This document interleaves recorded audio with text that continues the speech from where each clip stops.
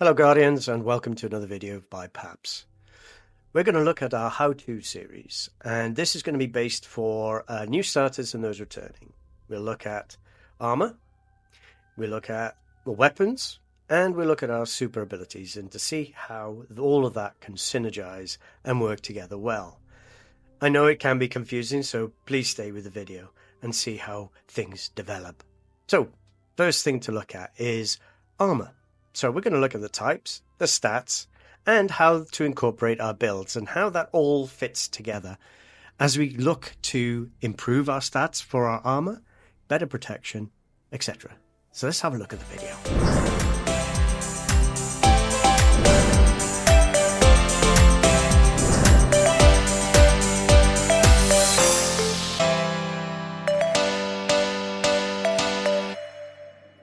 So, you've created your Guardian, you've customized to taste, and you've completed the new light mission. So there's a big thing on your mind now as to what next? I know this bit can be very confusing because you'll wonder what armor, what weapons, what's the best perk, what stats do I need, etc. And it can leave you a little confused. So let's look at the types of armor. And from our campaign, the New Light campaign, we found our uncommon and rare were the majority of things that we picked up. Legendary is denoted by the purple background, and you can pick that up in pretty much anywhere. There is a lot of activities that you can create which are free, and some require expansions and keys. So please feel free to stop the video at any time just to go through these, just so then you know which ones are which and what requirements are needed.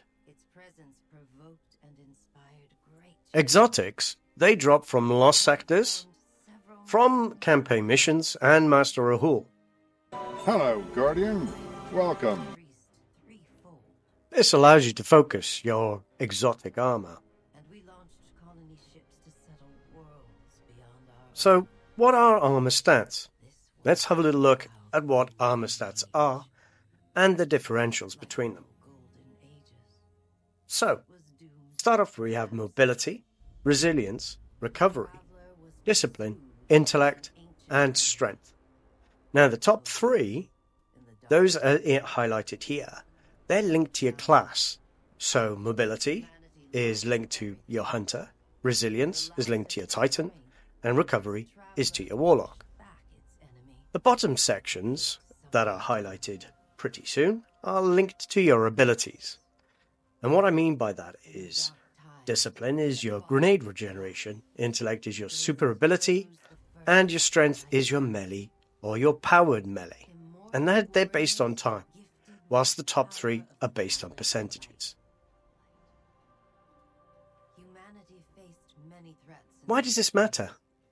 Well, that's a very good question, but this is fundamental to the whole 3.0 armor building. So let's have a little look.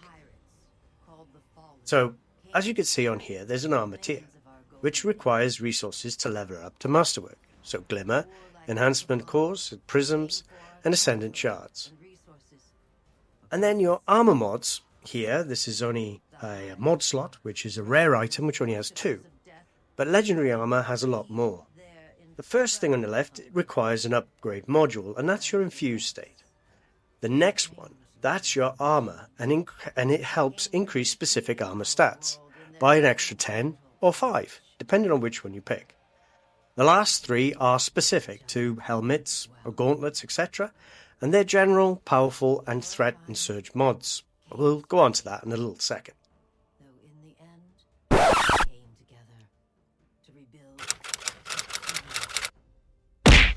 No, you can't put as many mods as possible. There's only a max of 10 energy. All mods slotted cannot be greater than the 10 energy that you have, so be careful when you do that. I'm sure you've got it. How to unlock the mods, which is a big fundamental issue. So your Ghost mod, that unlocks with your Guardian ranks at level 2. At Guardian rank 5, your general armor mods, they become unlocked. Guardian rank 6, your powerful rewards, or the mods relating to that, get unlocked. And at Guardian rank 7, your threats and surges will be unlocked. Little more on that later on. So if we have a look in our collections and look at equipment, we can see here for mods, there's quite a lot in the left-hand column, but we won't focus on weapons and legacy and raid. You can have a look at those at your heart content. So let's just focus on armor stat distribution. Armor stat distribution is quite intense, and it is difficult to understand. However, if you look on the bottom right-hand corner here, you'll see all your different stats. So let's bring it up. Let's go through this. All those values are the total value armor, as you see below. So they are broken down into two sections, class specific and your ability specific on the bottom.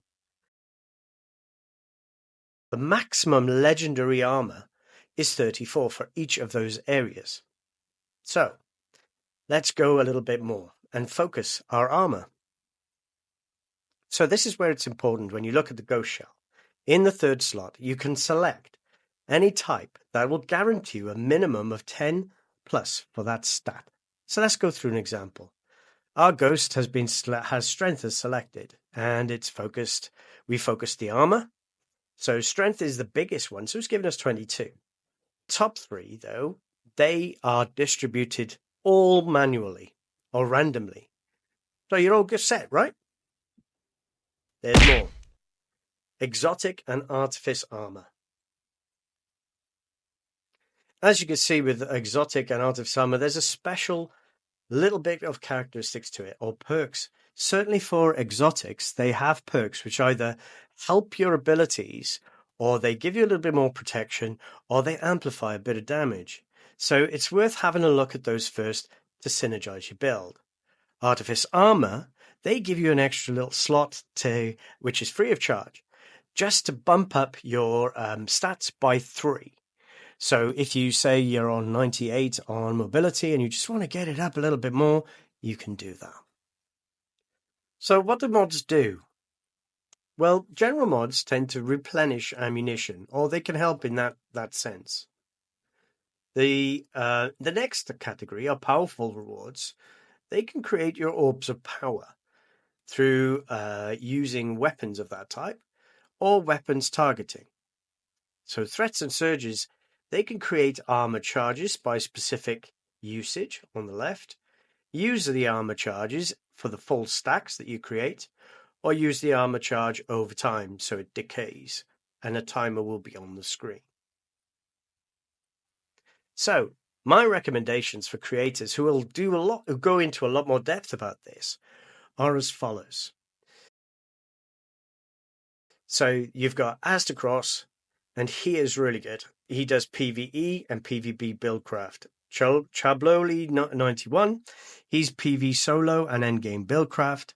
Grenadier Jake and Ifrost, they are pretty much PvP odds. So there you have it. The links will be in the description below.